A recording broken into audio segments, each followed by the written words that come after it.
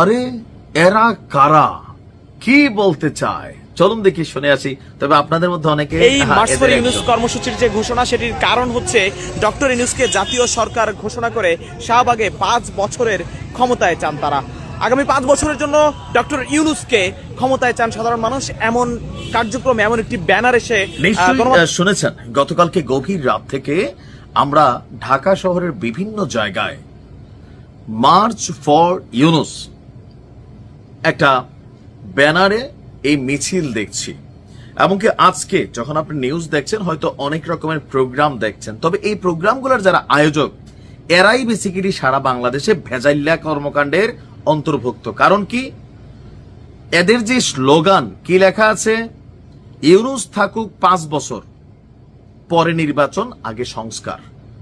এই কথাটা কোন রাজনৈতিক মতাদর্শের কোন ব্যক্তি অথবা গণতান্ত্রিক মতাদর্শের কোন ব্যক্তি এটাকে সাপোর্ট করার সুযোগ নেই।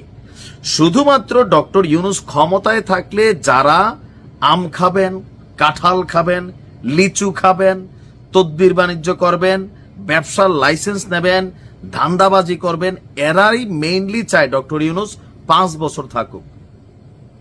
এই যে একটা অন্যায় আবদার, এটা আবদারটা কিন্তু অন্যায়। আপনি ভাবতেছেন, দেখেন ডক্টর ইউনুস ভালো লোক, আমি মনে করি ডক্টর ইউনুসের বাংলাদেশের প্রেসিডেন্ট হওয়া দরকার, এটা কিন্তু সিরিয়াসলি। কিন্তু এটার প্রক্রিয়াটা কি, উনি কোনো একটা রাজনৈতিক দলের সাথে সংশ্লিষ্ট হবেন, অথবা আমাদের রাজনৈতিক দলগুলো যারাই ক্ষমতায় আসে অনার করে ডক্টর ইউনুসকে প্রেসিডেন্ট বানাইতে পারেন, তাহলে বিশ্বজুড়ে বাংলাদেশের পরিচিতি, বাংলাদেশের অনেক ধরনের সুবিধা কিন্তু নেওয়ার সুযোগ আছে। কিন্তু কোন সিস্টেম ছাড়া, ভোট ছাড়া, ওই যে আওয়ামী লীগের আমলে সংসদে আমাদের কিছু খালাম্মা ছিল এমপি, হয়তো কোনো নির্বাচন চাই না, যতদিন শেখ হাসিনা বাসে উনি প্রধানমন্ত্রী। তো এই কথাগুলো নিয়ে আপনারা ট্রল করছেন না, তো একই কথা তো এখন আপনারাই বলতেছেন, বুঝা বলেন নাকি না বুঝা বলেন।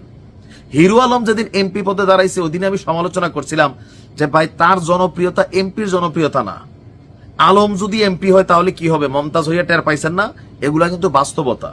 এখন এই যে এই স্লোগান, এই মিছিল কিসের বার্তা দিচ্ছে, মানুষের কাছে সন্দেহের বার্তা দিচ্ছে। ডক্টর ইউনুস পদত্যাগ করুক এটা কেউই চায় না, সবাই চায় ডক্টর ইউনুস একটা সুন্দর সুষ্ঠু নির্বাচনের মাধ্যমে, সংস্কার কম বেশি যাই করুক, একটা সুষ্ঠু নির্বাচনের মাধ্যমে তিনি ক্ষমতাকে ট্রান্সফার করবেন, হস্তান্তর করবেন। কিন্তু তিনি নিজে নিজে ৫ বছর ক্ষমতা থাকবেন, তার পক্ষে এরকম বক্তব্য যারা দিচ্ছেন, আপনারা তো ভাই এই লোককে আরো বিপদে ফেলতেছেন রাজনৈতিক পয়েন্ট অফ ভিউতে।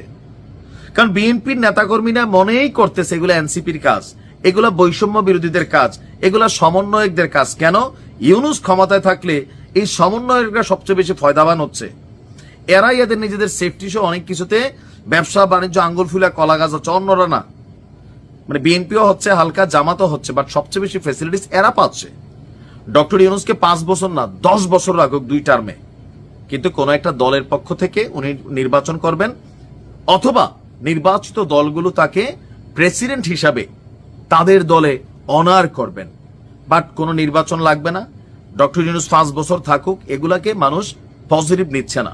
এমনকি কেউ কেউ বলছেন ডক্টর ইউনুসের ক্ষমতায় রাখার জন্য নতুন ধরনের একটা খেলা, আর পেছনের পৃষ্ঠপোষক এই জাতীয় নাগরিক পার্টি, অথবা আরো প্লাস মাইনাস ব্লা ব্লা ব্লা, যারা বাংলাদেশকে অস্থিতিশীল করতে চায়। এই কর্মকাণ্ডগুলা আবেগের বশে যখন আপনি করতেছেন, এটা আরেকজনের জন্য ভাই বিরক্তির কারণ অথবা টেনশনের কারণ যে ডক্টর ইউনুস তাহলে এরা কারা, কই থেকে আসতেছে, মার্চ ফর ডক্টর ইউনুস কেন তৈরি হবে।